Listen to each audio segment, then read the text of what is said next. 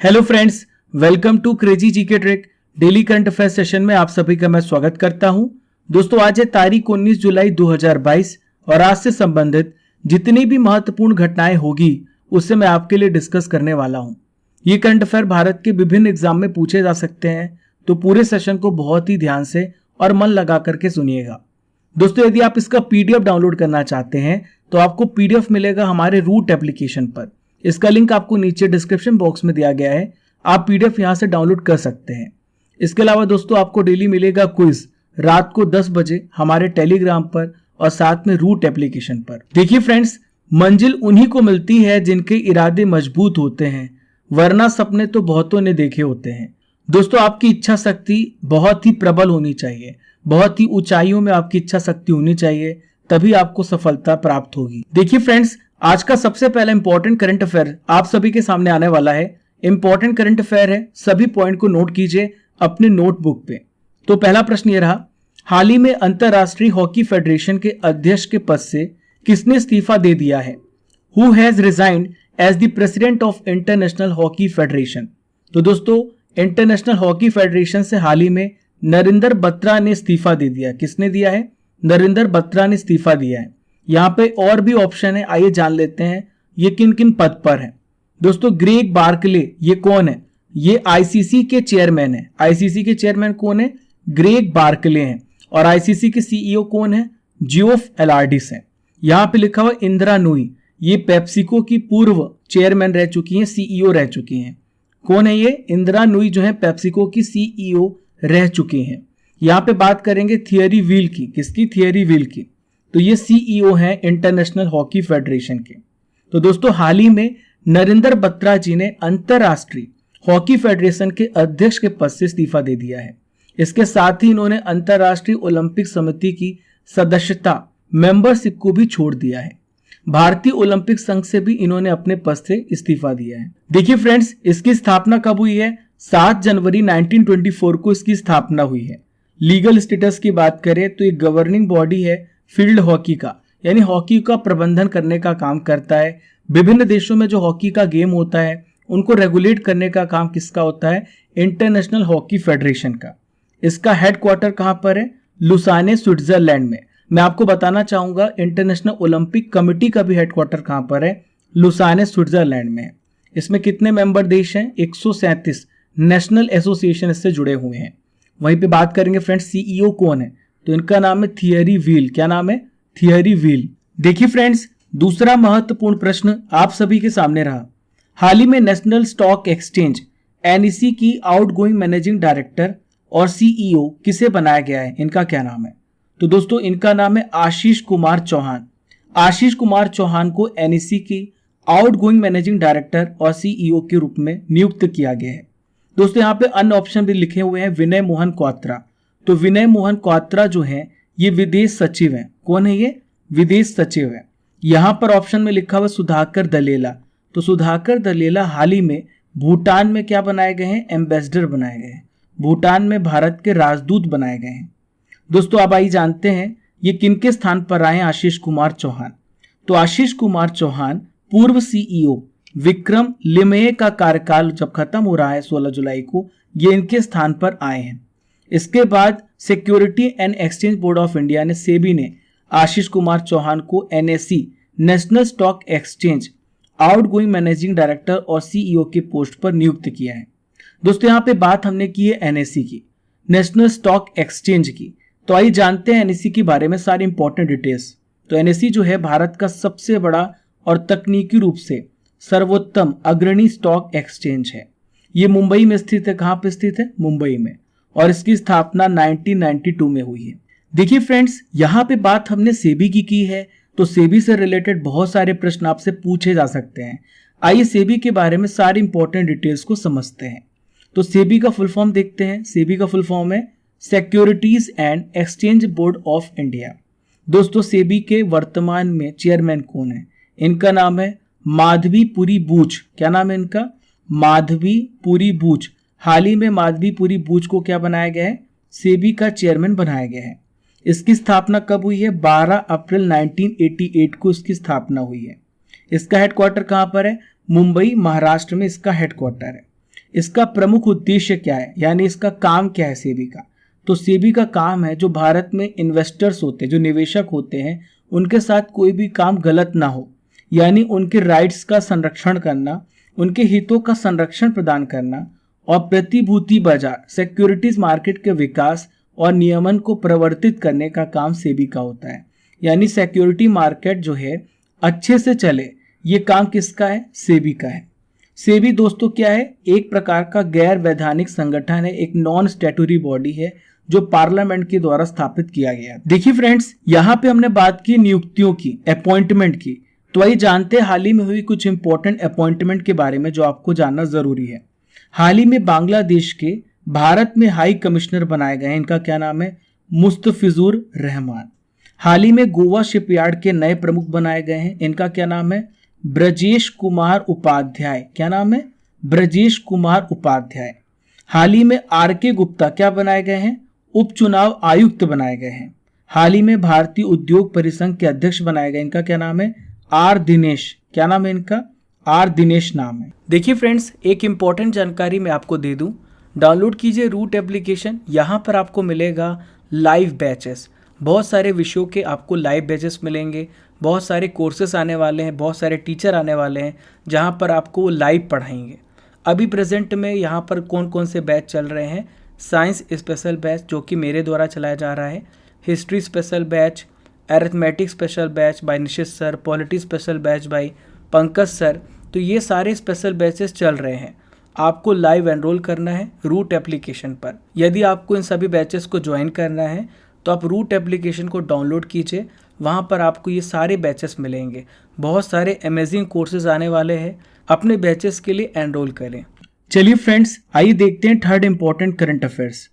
हाल ही में 35 साल की सेवा के बाद किस पनडुब्बी को सेवा मुक्त कर दिया गया है, which submarine has been decommissioned after 35 years of service. तो दोस्तों इसका नाम है INS सिंधु ध्वज। क्या नाम है इसका, INS सिंधु ध्वज। इसे 35 साल बाद कहां पर सेवानिवृत्त किया है, विशाखापत्तनम में भारतीय नौसेना से सेवा मुक्त कर दिया गया, रिटायर किया, डीकमीशन किया गया है। दोस्तों मैं आपको बता दूं, इस पनडुब्बी की सेवा मुक्त करने के बाद नौसेना के पास अब टोटल 15 पारंपरिक पनडुब्बियां, 15 कन्वेंशनल सबमरीन सेवा में रहेंगी। INS सिंधु ध्वज की बात करें तो 1987 में इसे नौसेना में शामिल किया गया। यहाँ पे बात हमने इंडियन नेवी की है, तो बहुत सारे प्रश्न आपसे इंडियन नेवी से रिलेटेड पूछे जा सकते हैं। आइए इसे डिस्कस करते हैं। इंडियन नेवी की स्थापना 26 जनवरी 1950 को हुई, 26 जनवरी 1950 को। इसका हेडक्वार्टर कहाँ पर है, न्यू दिल्ली में इसका हेडक्वार्टर मुख्यालय है।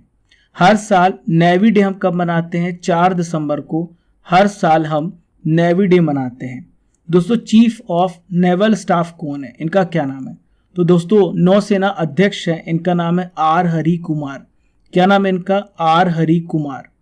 दोस्तों यदि आपसे पूछा जाए कि नौसेना के उपाध्यक्ष कौन है, तो इनका नाम है वाइस एडमिरल सतीश नामदेव। देखिए friends, fourth important current affairs आप सभी के सामने रहा।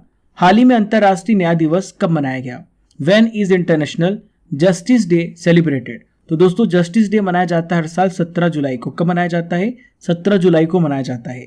देखिए आपसे थीम पूछी जा सकती है, क्योंकि दिवस की बात आ रही है तो उससे रिलेटेड थीम भी पूछी जाती है। तो थीम है achieving social justice through formal employment.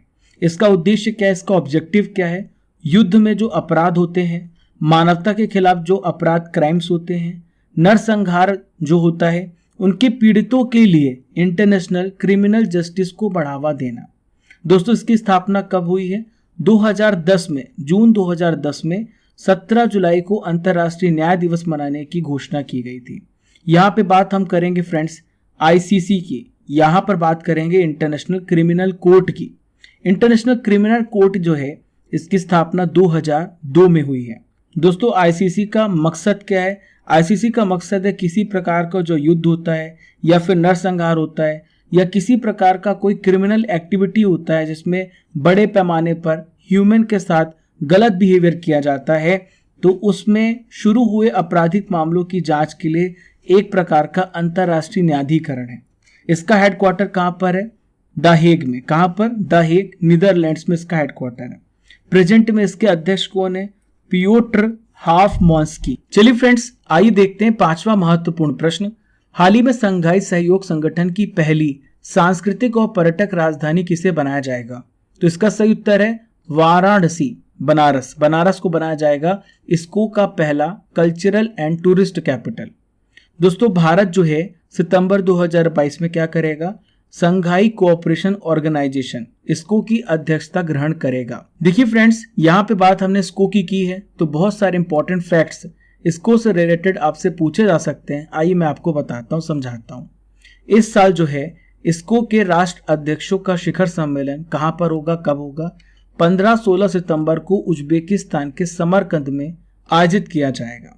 इससे पहले भारत ने 2020 में इसको के राष्ट्र अध्यक्षों के शिखर सम्मेलन की मेजबानी भी की थी। हाल ही में एक इम्पोर्टेंट डेवलपमेंट हुआ है भारत और कजाकिस्तान के रिलेशन में।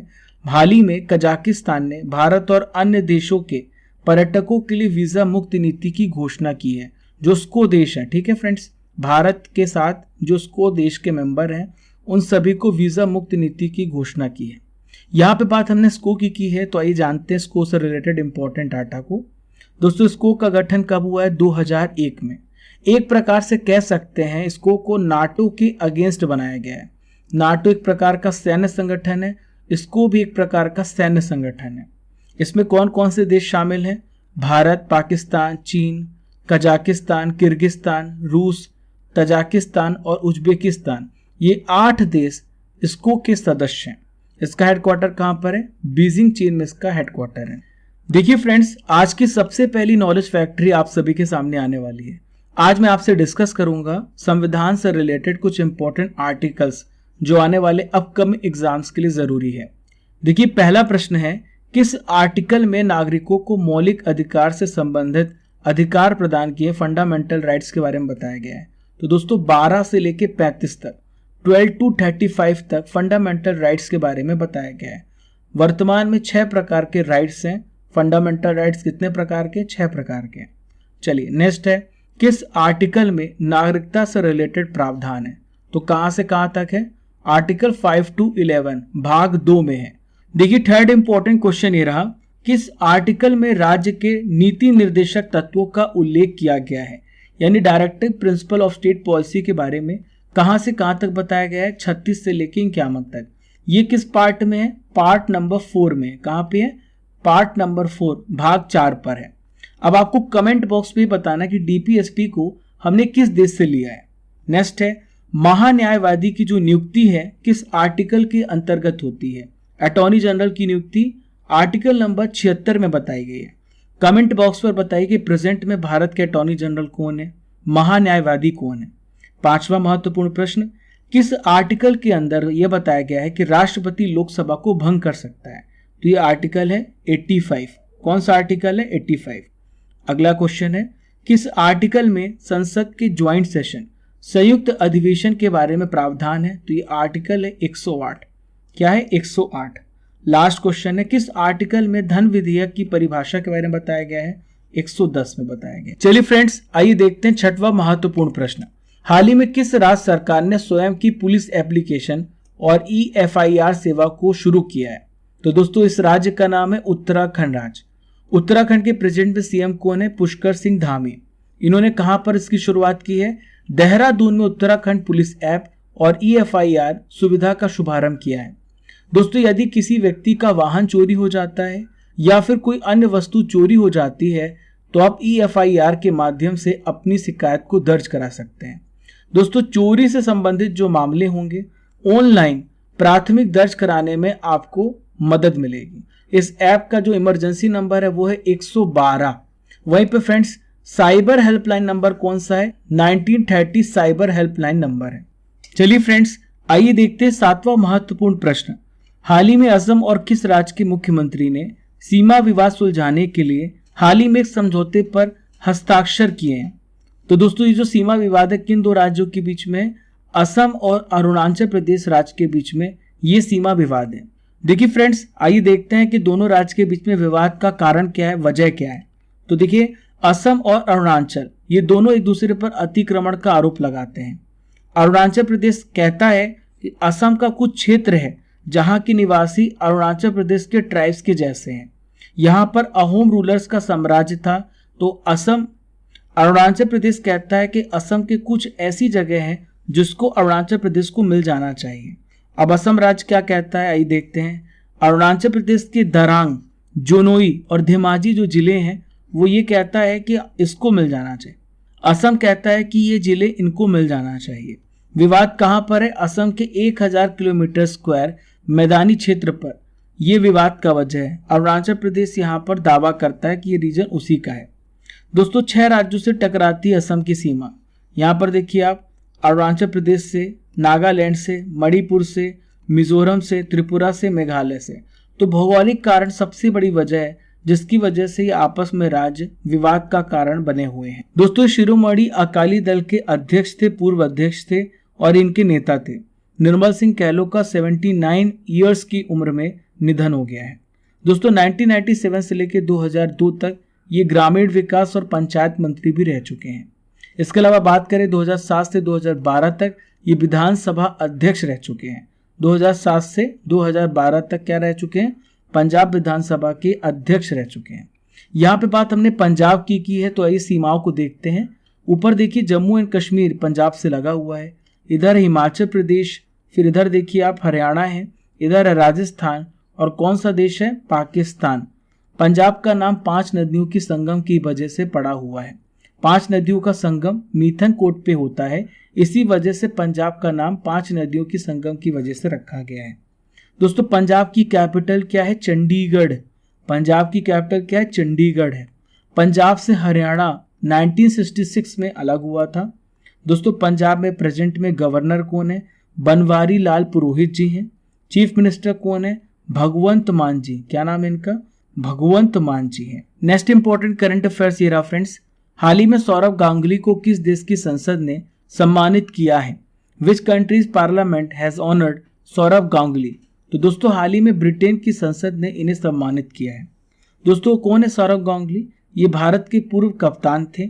इसके अलावा प्रेजेंट में वर्तमान में बीसीसीआई के अध्यक्ष चेयरमैन हैं। इन्हें ब्रिटिश संसद के द्वारा क्या किया है? सम्मानित किया गया है।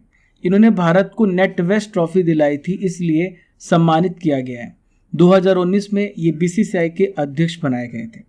दोस्तों सौरव गांगुली की बात करें तो ये बीसीसीआई के किस नंबर के अध्यक्ष हैं? 39। तो बीसीसीआई के किस नंबर के? 39 प्रेसिडेंट हैं, चेयरमैन है। गांगुली को 2004 में भारत का सर्वोच्च नागरिक पुरस्कार पद्मश्री से भी सम्मानित किया जा चुका है। इसके अलावा 2013 में पश्चिम बंगाल की सरकार ने बंग विभूषण पुरस्कार से इन्हें सम्मानित किया है। देखिए फ्रेंड्स, आज का आखिरी इंपॉर्टेंट क्वेश्चन आप सभी के सामने रहा। वेरी वेरी इंपॉर्टेंट क्वेश्चन, ध्यान से सुनिएगा। बेन स्टोक किस देश के क्रिकेटर हैं जिन्होंने अभी हाल ही में वनडे क्रिकेट से रिटायरमेंट संन्यास ले लिया है? तो दोस्तों किस देश के प्लेयर हैं ये इंग्लैंड देश के प्लेयर हैं। इंग्लैंड के स्टार ऑलराउंडर प्लेयर हैं बेन स्टोक्स। इन्होंने वनडे क्रिकेट को अलविदा कह दिया है। स्टोक्स की बात करें तो अब तक इन्होंने 104 ओडीआई मैच खेले हैं। 2019 के वनडे वर्ल्ड कप फाइनल में ये मैन ऑफ द मैच बनाए गए थे। 2011 में इन्होंने आयरलैंड के खिलाफ अपना डेब्यू किया था। दोस्तों करंट अफेयर्स की रसमलाई आने वाली है, यानी 2021 के इंपॉर्टेंट प्रश्नों को आइए मैं आपसे डिस्कस करता हूँ। Very very important question. सबसे पहला क्वेश्चन, सबसे महत्वपूर्ण, कॉप 26 का आयोजन किस शहर में हुआ? ग्लासगो स्कॉटलैंड में हुआ। कहां पर? ग्लासगो स्कॉटलैंड में इसका आयोजन हुआ। अब आपको ये कमेंट बॉक्स पे बताना है कि कॉप 27 का आयोजन कहां पर होने वाला है। अगला प्रश्न है, एनसीआरबी रिपोर्ट में आत्महत्या के मामले में महाराष्ट्र किस स्थान पर है? पहले स्थान पर है। भारतीय मूल की अनीता आनंद किस देश की रक्षा मंत्री बनी? कनाडा की। फेसबुक ने अपनी कंपनी का नया नाम क्या रखा है? तो इसका नाम है मेटा। क्या नाम है? मेटावेयर इंक, मेटा रखा है। हाल ही में पीएम मोदी जी ने किस राज्य में स्थित कुशीनगर अंतर्राष्ट्रीय हवाई अड्डे का उद्घाटन किया है? कहां पर है? यूपी उत्तर प्रदेश में है। चलिए फ्रेंड्स, अब हम 18 जुलाई के इंपॉर्टेंट करंट अफेयर्स का रिवीजन करेंगे। तो पहला प्रश्न ये रहा, सिंगापुर ओपन 2022 बैडमिंटन का खिताब किसने जीता है? पीवी सिंधु ने जीता है। कमेंट बॉक्स पे बताइए कि भारत को इन्होंने ओलंपिक में कितने मेडल दिलाए हैं। अगला प्रश्न है, पीएम मोदी जी ने किस राज्य में बुंदेलखंड एक्सप्रेसवे का उद्घाटन किया है? यूपी में। कमेंट बॉक्स पर बताइए कि यूपी में अब टोटल कितने एक्सप्रेसवे बन गए हैं। उपभोक्ताओं को सशक्त बनाने और उनके अधिकारों में जागरूकता बढ़ाने के लिए उपभोक्ता मामले के विभाग ने किस नाम से शुभंकर लॉन्च किया है? जागृति। ISSF निशानेबाजी विश्व कप में 10 मीटर एयर राइफल टीम स्पर्धा में भारत ने टोटल कितने मेडल जीते हैं? 8। अगला प्रश्न ये रहा, NIRF इंडिया रैंकिंग 2022 के अनुसार भारत में उच्च शिक्षा के लिए सबसे अच्छा संस्थान कौन सा है? IIT मद्रास है। The collar of the supreme order of the chrysanthemum, ये किसे सम्मानित किया जाएगा?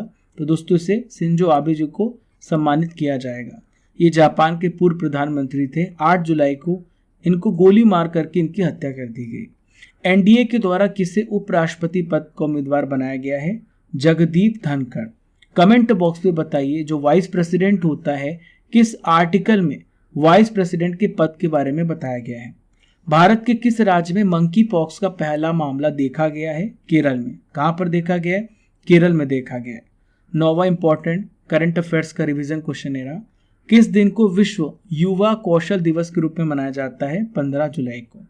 हाल ही में किस राज्य सरकार के द्वारा दिया मिर्जा और अफरोज शाह को मदर टेरेसा मेमोरियल अवार्ड से सम्मानित किया गया है? तो दोस्तों महाराष्ट्र सरकार ने हाल ही में ये अवार्ड दिया है। दोस्तों आपको कमेंट बॉक्स पे बताना है कि दिया मिर्जा किसकी एम्बेसडर बनाई गई थी। फ्रेंड्स मैं आपसे क्वेश्चन करूंगा जिसका उत्तर आपको कमेंट बॉक्स पे देना है। इंटरनेशनल हॉकी फेडरेशन का हेडक्वार्टर कहां पर है? इसका उत्तर आइए कमेंट बॉक्स पर दीजिए। देखिए फ्रेंड्स ये था 18 जुलाई के इंपॉर्टेंट करंट अफेयर्स का रिवीजन। हमने डेली करंट अफेयर्स में 19 जुलाई के करंट अफेयर्स को भी आपके लिए कवर किया। आज के सेशन का टारगेट 3000 लाइक्स का है। मुझे पता है हम और आप मिलकर के एक दिन बहुत बड़ा इतिहास रचने वाले हैं, मुझे पूरा भरोसा है। चलिए फ्रेंड्स पहली बार हमारे चैनल पर आ रहे हैं तो फॉलो कर लीजिए हमें डिफरेंट सोशल मीडिया प्लेटफॉर्म पर। इसके अलावा चैनल को सब्सक्राइब कर लीजिए and press the bell icon button ताकि आपको हर एक नोटिफिकेशन सबसे पहले मिल सके। Keep liking, keep sharing your channel crazy GK trick. Thank you friends. जय हिंद, जय भारत।